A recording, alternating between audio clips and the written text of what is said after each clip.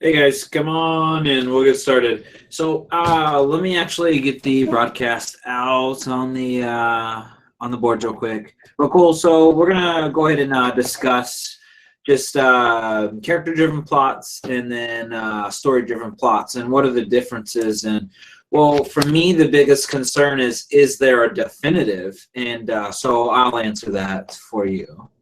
Give me just a moment. Let me go and get this out real quick.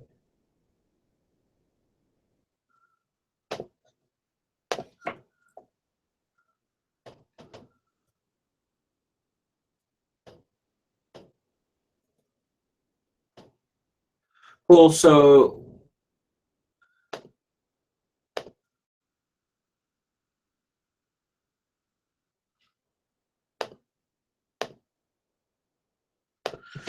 for me, we've talked a little bit before about the golden rules, right? So no flash forwards, no flashbacks, no dream sequences. Um, so our golden rules, and they don't really apply to all films, but all these films that are great do fit these models, right?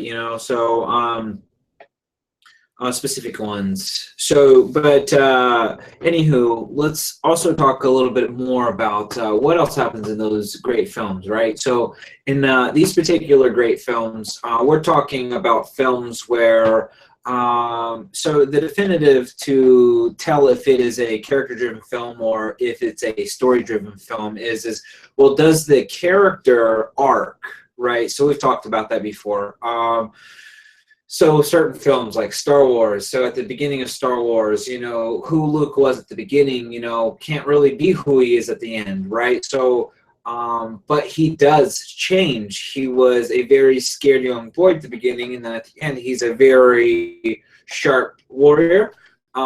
So in all films this does not occur, right? So there you get into more plot driven films, right? So in certain films where the main protagonist does not in fact accelerate, but he goes to another level, or he goes to a different stage, or he goes to later, so those characters are not learning things in their films, right? So oftentimes films that do arc in that manner may be solitary films. They're not really franchise films where, so you could maybe even say, so let's even like dissect like one particular franchise. So the first or second, even third, potentially Fast and Furious films may have been character driven, while the rest of them are very plot driven, right? So there was an arc. Several characters were arcing,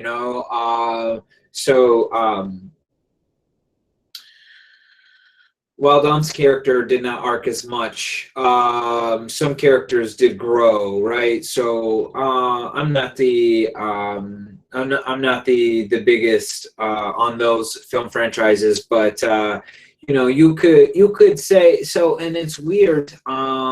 So a lot of great films are doing these arcs, right? So a lot of great films, the character grows from beginning to end. So and so we just need to pick out what great films, right? So we've talked about a lot of great films. We will need to talk about a lot more, but great films in the sense of like um, the golden age of cinemas, where oftentimes a lot of great things are referenced from. So in the 70s, right? So Godfather, several other films, a lot by Martin Scorsese, but anywho. So, and then we get into more, so take apart, I like Ron Howard's Rush, right? So the Chris Hemsworth film, and it's a documentary type film where we're going over the life of two very prominent racers. So it is the characters grow in those films. Like if you watch the film, like from beginning to end, like you just see like. So it's an analogy I'll use, but you see like a bird, hatch, spread its wings and fly, and You see an overall life of these men, and so it's those films like that are not plot driven, right? So films that are more like, let's say, Brick Mansion, where we're getting into very um, masterminded scenarios to show other things than the character arcing, like the character being badass, for instance. So, they just tried to combine all of these elements in this film, and so you can very much, you should be able to read off of me that I need the character to evolve. Without watching the character evolve, I get bored inevitably. Okay, so like even in stuff where the character is not evolving drastically, that's okay. So like, let's take Breaking Bad for instance. Like, the character is evolving, but not really. That to me, it was very, who the character is at the beginning is very much different than who they are at the end, but that one takes a lot of time. So you don't see those arcs. Those arcs are not from episode to episode. They're from season to season. So, while we're taking in massive amounts of content everywhere in the world, right? Like, and all of it in various stages, so a lot of what makes content good is misconveyed and misconstrued, right? So a lot of things are just made for a good time, like a particular Friday night or something, so a lot of films are made for a solitary weekend. They're not made for you to brag about in circles for 15, 20 years. They're not masterpieces, right? So nor should every film or project, nor doesn't have to be, right? But as we get to choose and pick, what we devour, I find that I have a like, so once you like something, and I like the greatest, so I consistently have to have the greatest. So for me, I'm always looking for that. And then for this show, I try to do this rating system where it's like the movies that I talk about, I'd like you to go see in the theaters, and I'll try to release that content in a timely manner where it's like, hey, this is in theaters, go watch this now, you know what I mean? Or while it's on Netflix, I'll get you to watch it, or so a lot of this stuff is based on ratings, so we won't really get another opportunity to see what's new if we don't catch on to it now. But then again, a lot of the content that I talk about in review is like archaic, and like, you can watch it at any time, anywhere, any place. So I like to do a variety of things, but as you'll see in my selections, I don't do just everything, because I don't just like everything, right? So then the more bored that I get in these conversations, well, the more boring the conversation will be altogether. So I like to just go off the head and just talk about the things that I enjoy like a lot. So those are the things that I can mostly dissect with you thoroughly. So what's really cool about this will be is that the stuff that I will say is bad on here is never as bad as the stuff that is truly bad out there, right? So, and that's true, right? So people will say things are bad, but those films are really good, right? So how bad could some of these films really be, right? So we don't talk there. If we don't talk about it, there's your hint that it's possibly not even good enough to talk about, right? So there are films that are just not meant to be seen. We got a reference.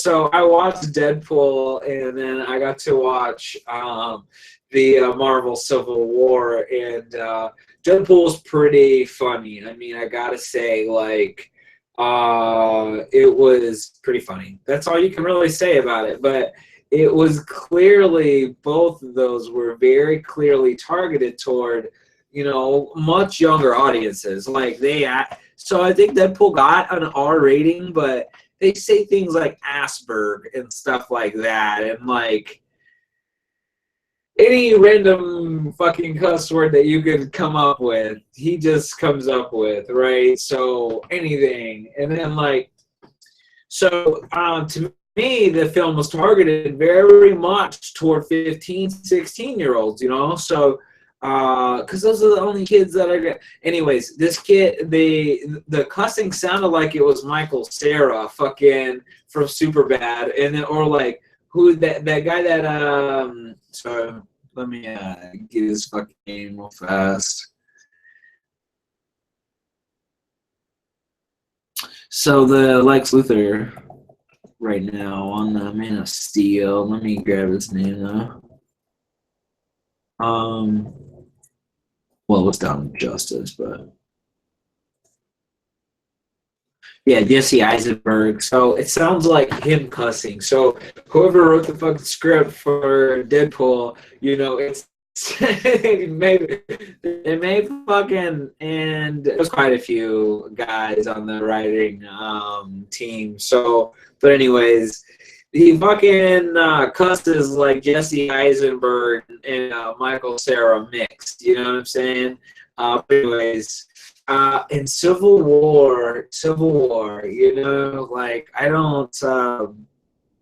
Those films. So what was really cool is that I didn't get to fucking see, you know, I didn't have to see. So they just got this whole silly kind of dynamic down. It's like bunch of action, chasing, and then like, you know, so I'm still not really sure what happened during the film, or I'm not sure if it matters, you know. So it was, and I can't believe it's like an 8.4 on IMDb, right? So,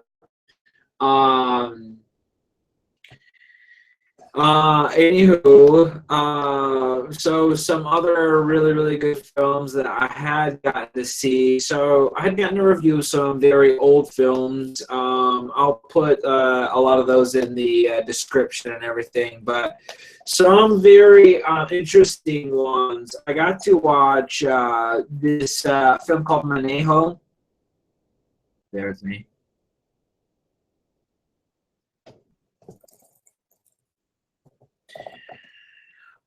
So this film, like, so we had talked before a lot about Quentin Tarantino and,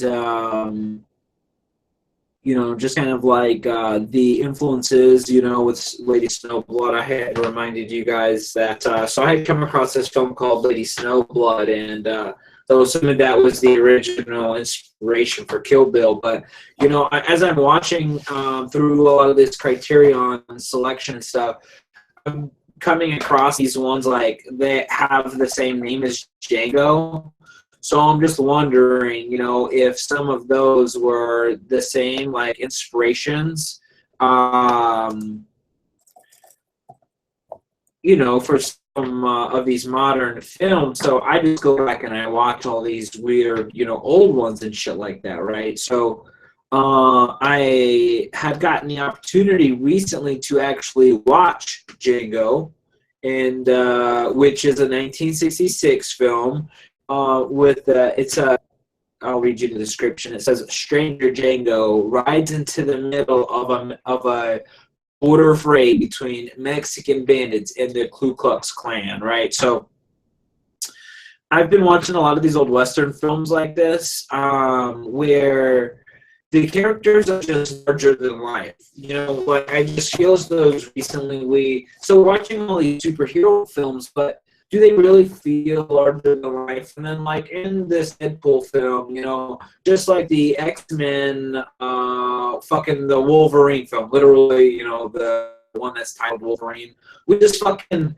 watch these mutants attack all these humans, and it's just like, wow, he killed fucking 20 people, like, you know, that's great, but, you know, the real point of watching, you know, fucking superheroes is to watch the super fight, right? So, like, and then being a very strong person just savagely attack everything is mildly entertaining, right? So in these films, a lot of the characters seem larger than life. So for me, let me pull up this Manejo film so I can try to figure out.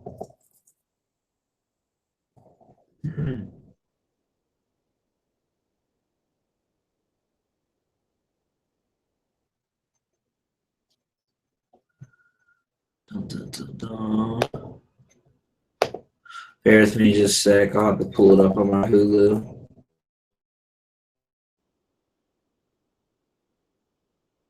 So I was on Hulu. I'm watching a lot of these older films on Hulu, you know. So I've been going back and watching a lot of old ones, like with, particularly with old famous people, Robert Redford, so Paul Newman, particular people, right? That have an influence on cinema history, right? So.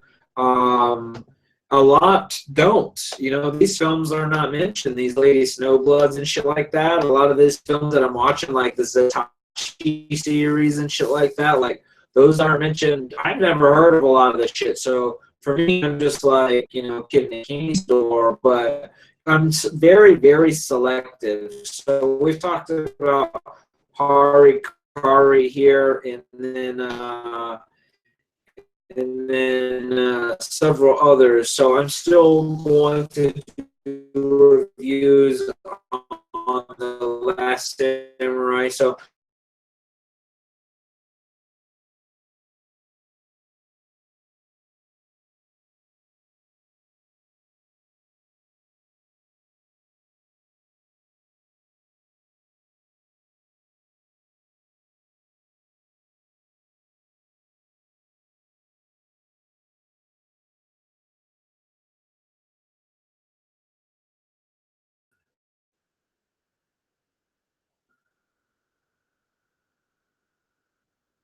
but I've also watched a bunch of shows as well. So I've watched a ton of content. I've actually got a whole entire list of stuff that I'll get caught up on. But, you know, I like to get some that's actually on right now as well. As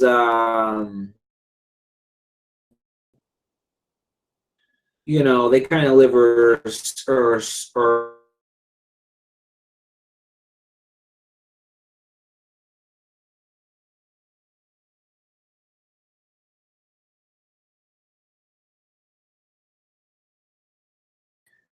modern, right? So the cinematography is very kind of game. If you like the Da Vinci series as well, so BBC's been doing some very, very, very cool things. A lot of the productions that are out of the country have been doing some amazing things. Australia's been doing some amazing things. New Zealand, as well as Canada and several others. So I'm not going to be able to, I'll have to come back to the Manejo, but watch things like Django and some other things that, you know, to me, from that time period while I'm watching them. So this one I was watching, it featured this guy who man, had this hatchet, right?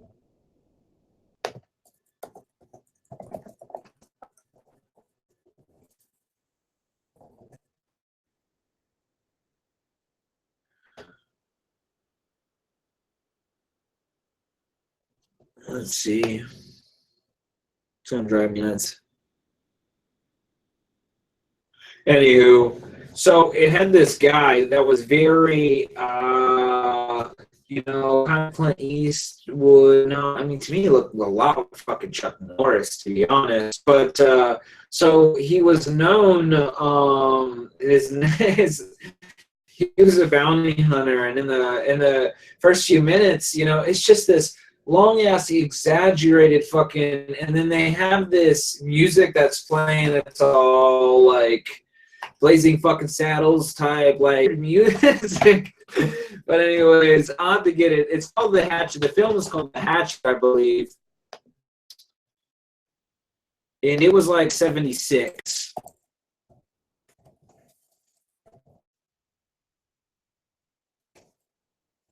But it's a fucking cowboy film. It's about this